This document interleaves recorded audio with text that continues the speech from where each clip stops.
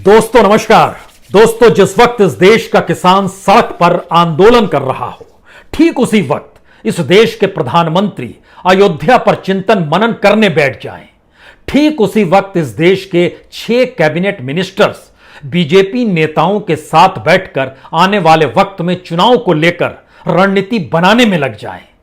तो इस देश की प्राथमिकता क्या है और इस देश की सियासत का मिजाज क्या हो चला है, यह शायद किसी से छुपा हुआ नहीं होगा।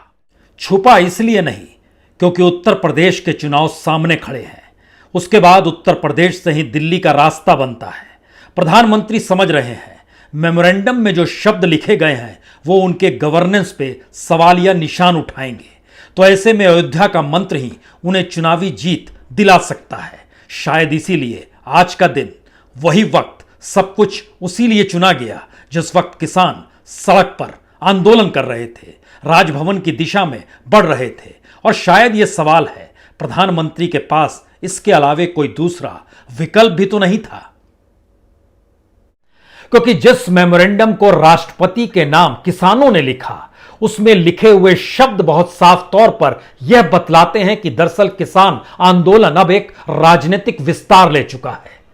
इस देश के भीतर में किसानों से जुड़े हुए 3 कानून और एमएसपी का सवाल धीरे धीरे इस देश के उन मुद्दों को अपने दायरे में लेकर आ पा रहा है जहां पर मोदी सरकार सीधे किसानों के निशाने पर है। क्योंकि मेमोरेंडम में लिखे हुए शब्द खेती बचाओ लोकतंत्र बचाओ, यह मैसेज राष्ट्रपति तक पहुंचाने के लिए अगर राजभवन का रास्ता किसानों ने चुना तो सरकार ने भी अपने तौर पर आज साफ कर दिया कि उसके लिए महत्वपूर्ण सियासत है, उसके लिए महत्वपूर्ण सत्ता में बने रहना है, उसके लिए महत्वपूर्ण राजनीतिक चुनाव जीतने के लिए उन परिस्थितियों को अपने साथ खड़ा करना है जिन परिस्थितियों को किसान इस देश में बनाना चाहते हैं।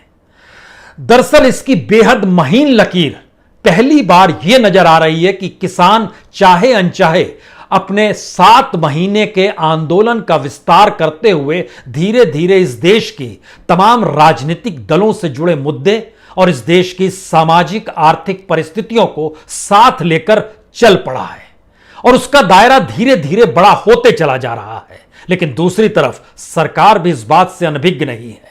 इसीलिए किसी राज्यपाल या किसी राजभवन तक किसानों को पहुंचने नहीं दिया गया, चाहे वो देहरादून हो, चाहे वो चंडीगढ़ हो, चाहे वो दिल्ली ही क्यों ना हो।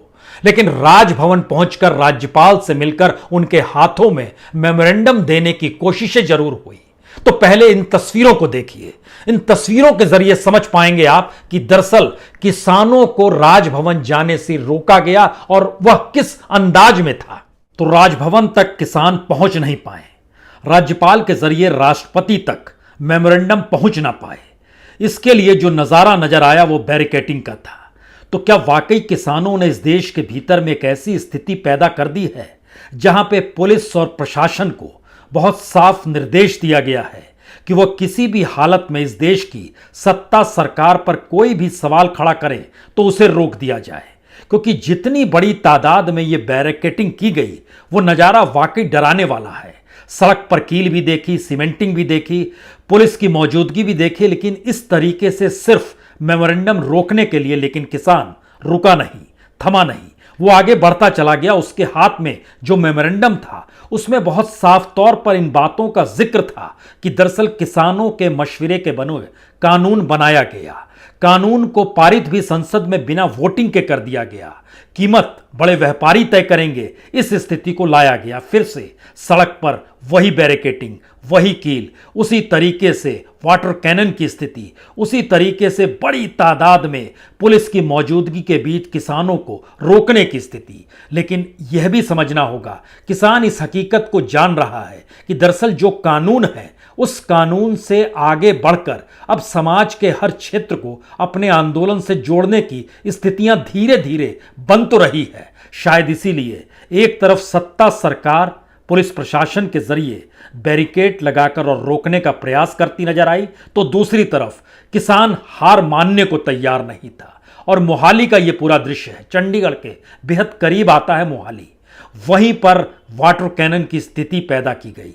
और दूसरी तरफ अगर हरियाणा है तो वो पंचकुला का इलाका है, वहां पर भी कमोवेश वही स्थिति। पंजाब में कांग्रेस की सरकार है, हरियाणा में बीजेपी की सरकार है, दोनों की राजधानी चंडीगढ़ में है। दोनों तरफ से किसानों को चंडीगढ़ ही पहुंचना था, लेकिन फिर वही सवाल, मेमोरेंडम के शब्द सत्ता और सरकार को डराते हैं। शायद इसीलिए इतनी बड़ी तादाद में किसानों को रोकने का जो प्रयास किया जा रहा था लगातार, वो एक तरह से संदेश भी था कि हम किसान आंदोलन से नहीं घबराते हैं। वो संदेश भी था कि किसी भी हालत में किसानों को राजभवन नहीं पहुंचने दिया जाएगा, या फिर इस देश की संवैधानिक स्थितियों पर अगर आप सवाल खड़ा कर रहे हैं तो हम उसे नहीं मानेंगे। यानी सियासत इस मूड में है कि वो संघर्ष अगर किसान सड़क पर करेगा तो उसे सड़क पर ही ध्वस्त किया जाएगा, और राजनीतिक तौर पर अगर मुद्दा बनेगा तो उस मुद्दे को भी हम ही बनाएंगे। शायद इसीलिए सब कुछ खुले तौर पर हुआ। बैरिकेटिंग करना, बैरिकेटिंग को तोड़ते हुए पुलिस का किनारे हो जाना और फिर लोगों को जाने देना, शोर हंगामा लगातार मचना, यह सारा दृश्य हर कैमरे ने कैद किया। यानी सरकार भी चाहती है आंदोलन के इस चेहरे को देश भी देखे। जाहिर है राजभवन को दिए जाने वाले मेमोरेंडम में लिखे शब्द सरकार के गवर्नेंस पर उंगली उठाते हैं। किसान आंदोलन इस हकीकत को समझ चुका है कि अगर वह सिर्फ 3 कानून और एमएसपी के दायरे में ही अब आंदोलन का जिक्र करेगा तो यह सरकार मानेगी नहीं। शायद इसीलिए आंदोलन को विस्तार देने की जरूरत है। इसीलिए मेमोरेंडम में जिन शब्दों का इस्तेमाल किया गया वो बहुत साफ तौर पर इस दिशा में ले जाते हैं कि कानून बनाने से पहले किसानों से कोई संवाद नहीं किया गया।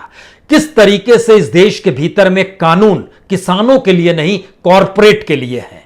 इतना ही नहीं, इस देश की नौकरशाही और पुलिस का इस्तेमाल किस तरीके से आंदोलन को रोकने के लिए किया जाता है, क्योंकि उसमें आंदोलन के रास्ते पत्थर लगाना, सड़कें खोदना, कीले बिछाना, आंसू गैस छोड़ना, वाटर कैनन चलाना, मुकदमे ठोकना, जेल में बंद किए जाना, और इन सब के बीच इस देश के भीतर में सरकारी गोडाउन्स जो एफसीआई के दायरे में आते हैं उसको भी एक लिहाज से घाटे में पहुंचाकर उसके ठीक पैरेलल में कॉरपोरेट्स के गोडाउन को बनवाना। दरअसल ये एक ऐसी परिस्थिति है जो भारत की किसानी के साथ इस देश की कॉरपोरेट की इकोनॉमी को, कॉरपोरेट को लाभ पहुंचाने की दिशा में ले जाती है।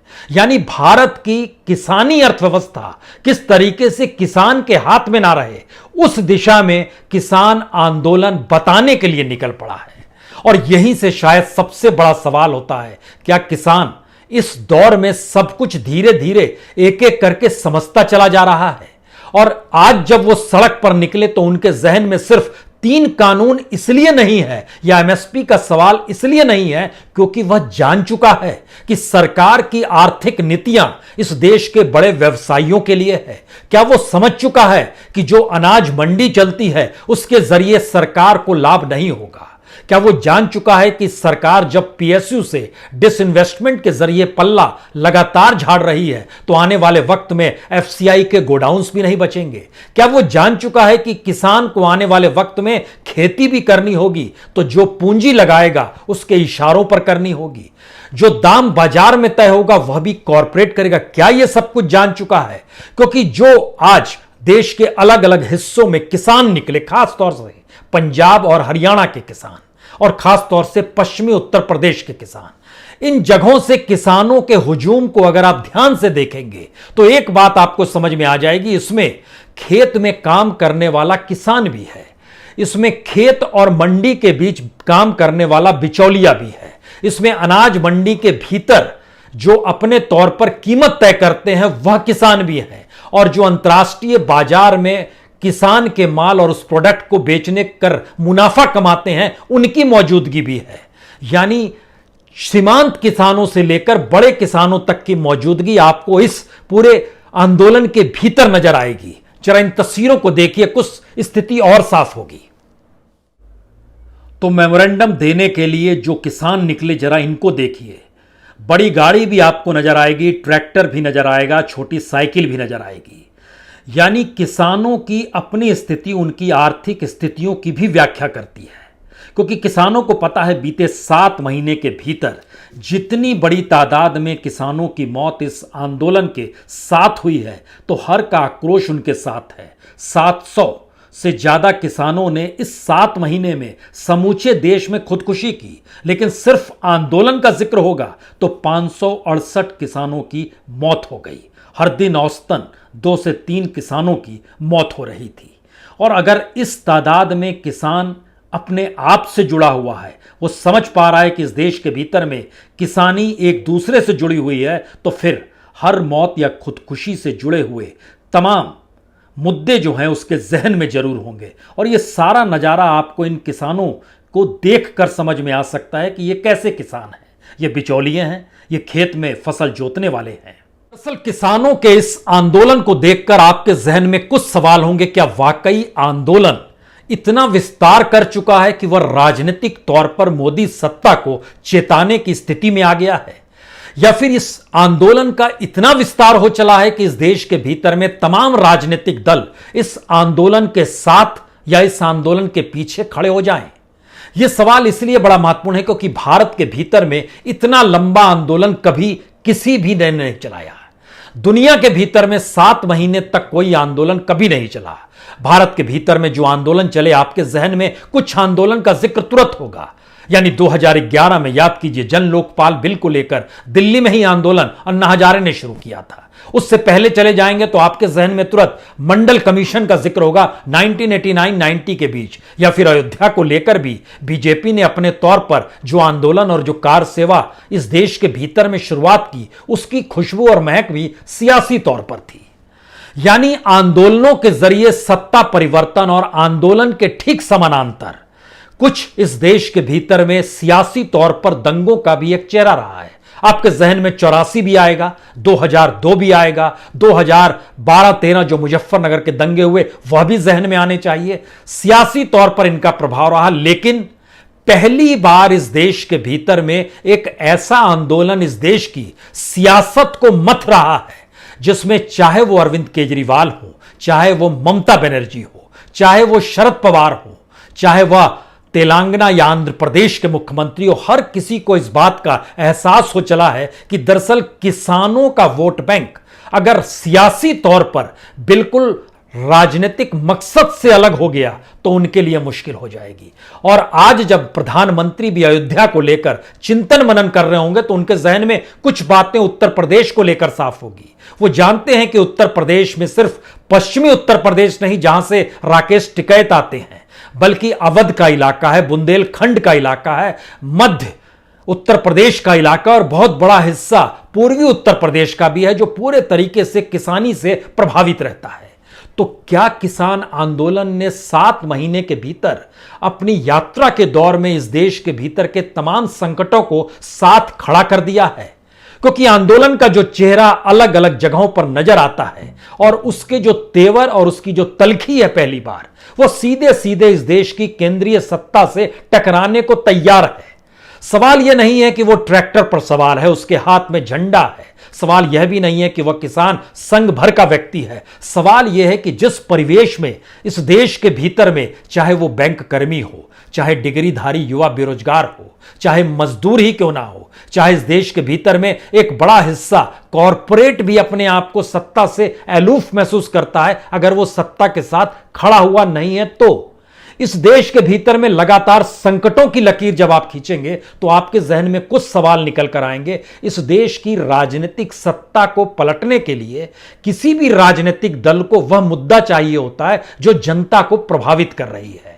लेकिन भारत की राजनीति में विपक्ष की अपनी गरिमा और उसकी अपनी सत्ता जो है वो इतनी मजबूत नजर नहीं आ पा रही है जहां पर यह लगे कि राजनीतिक दल के साथ जनता खड़ी हो जाए। लेकिन यह हर कोई जानता है कि इस देश के भीतर में किसानी हर प्रांत को छूती है और किसानों की जरूरत इस देश में हर किसी को है, यहां तक कि सरकार को भी है। तभी तो महामारी के दौर में उसने जिक्र किया कुछ नहीं देंगे लेकिन अनाज फ्री में जरूर देंगे। अनाज सरकार नहीं उपजाती है, किसान ही उपजाता है। सवाल यह था कि उस अनाज को खेत से निकालने के बाद बाजार तक लाने के लिए और देश ही नहीं अंतर्राष्ट्रीय तौर पर भी बाजार में ले जाने के लिए कॉरपोरेट उस पूरी व्यवस्था को हड़प लेना चाहता है और उसके मातहत एक बड़ा कमीशन वो सरकार को दे देना चाहता है। यानी सरकार मानसिक तौर पर पूरी तरीके से सारी चीजों को मोनेटाइज करना चाहती है। लेकिन फिर हमें लगता है एक तस्वीर और देखिए, इस तस्वीर के जरिए फिर जरा समझने की कोशिश कीजिए।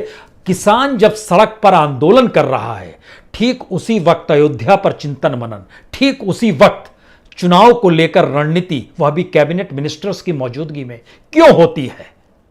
असल में इन किसानों को पता है कि इस देश में 50% वर्कफोर्स खेती से जुड़ा है और इसी दौर में लोग जमीन खो रहे हैं, नौकरियां जा रही हैं, खुला बाजार और उसके रेगुलेशन किसानों के हित में नहीं है। तो शायद इसीलिए आंदोलन के वक्त उनके भीतर का जोश कुलांचे मारता है और सड़क पर संघर्ष शायद उनकी नियति हो चली है, जिसका खुला नजारा आज अलग अलग हिस्सों में नजर आया, खास तौर से पंजाब, हरियाणा और यूपी बॉर्डर पर। दरअसल आंदोलन के इस 7 महीने के सफर के बाद भी और उस दौर में भी जो संघर्ष का मादा सड़क पर दिल्ली में नजर आया, हमें लगता है वह स्थिति दिल्ली, पंजाब, हरियाणा, उत्तराखंड और देश के अलग अलग हिस्सों के नजारे ने कुछ स्थितियों को साफ किया है। यह स्थिति किसानों की त्रासदी भी बतलाती है और यह स्थिति किसानों की मजबूत होती स्थितियों को भी बताती है। त्रासदी इस रूप में क्योंकि बीते 30 बरस में, यानी इस देश में आर्थिक सुधार अपनाने के बाद 1991 के बाद से इस देश में बीते 30 बरस में 4 लाख किसानों ने खुदकुशी की है। यानी औसत निकालिएगा तो हर दिन 36 किसान खुदकुशी कर रहा था। अब आंदोलन करते वक्त पहले 7 महीनों में, जो 7 महीने बीत गए, 568 किसानों की मौत हो गई। यानी हर दिन लगभग 2.5 से 3 किसानों के बीच का औसत निकल कर आता है। अब सवाल यह है कि जब इतनी बड़ी तादाद में किसानों की खुदकुशी और आंदोलन करने के वक्त भी किसानों की मौत होती है, तो भी सरकार, सत्ता, सियासत, राजनीति के कानों में जूं क्यों नहीं रेंगती है? इसका दूसरा पक्ष यह है कि इस देश के भीतर में किसानों के साथ क्या वाकई पूरा देश खड़ा हो जाएगा? हमें लगता है असल चीज यही समझने की जरूरत है, क्योंकि 1947 में इस देश के भीतर में 33 करोड़ जनसंख्या थी जो किसान पर टिकी हुई थी, या किसानी के आधार पर ही उनका जीवन चल रहा था। आज की स्थिति में 138 करोड़ जनसंख्या हो चली है। खेती की जमीन इस दौर में कम हो गई है। उस वक्त 21 करोड़ लोग खेती से जुड़े हुए थे, लेकिन आज की तारीख में 40 करोड़ लोग खेती से जुड़े हुए हैं। 14.5 करोड़ किसान हैं, 18 करोड़ सीधे सीधे मजदूर हैं और 7 करोड़ सीधे सीधे मनरेगा के जरिए वह मजदूर हैं जो किसानी का ही काम अपने तौर पर करते हैं। इसके अलावे एग्रो प्रोडक्ट्स, यानी किसानी के फसल से निकले हुए जिन प्रोडक्ट्स को मार्केट में बनाया और बेचा जाता है, उससे इस देश में व्हाइट कॉलर तकरीबन 80 लाख लोग जुड़े हुए हैं।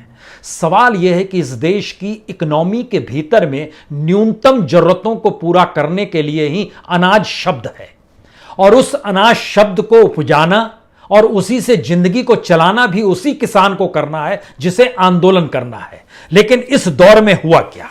इस दौर के भीतर में आप ध्यान दीजिए तो भारत में आंदोलन के तौर पर यह देश धीरे धीरे तब्दील हो रहा है। आजाद भारत है, लेकिन आजादी के लिए भी आपको संघर्ष करना है। कृषि प्रधान देश है, लेकिन खेती में एमएसपी के लिए भी आपको आंदोलन करना है। मजदूर है, लेकिन उसके पास रोजगार नहीं है, न्यूनतम मजदूरी उसे नहीं मिलती है। जो स्किल्ड लेबर है उसके लिए, नौकरी के लिए उसे आज की तारीख में संघर्ष करना पड़ रहा है। हायर एजुकेशन या कहें डिग्रीधारी, उसके लिए भी रोजगार आज की तारीख में नहीं मौजूद है। डॉक्टर की स्थिति इस देश के भीतर में ऐसी हो गई जैसे वो किसी अस्पताल में जाता है तो इंफ्रास्ट्रक्चर अगर अस्पताल के पास नहीं है, जो इस देश में नहीं है, तो उसकी कमजोरी मरीज के कहर बनकर उसी पर टूट पड़ती है।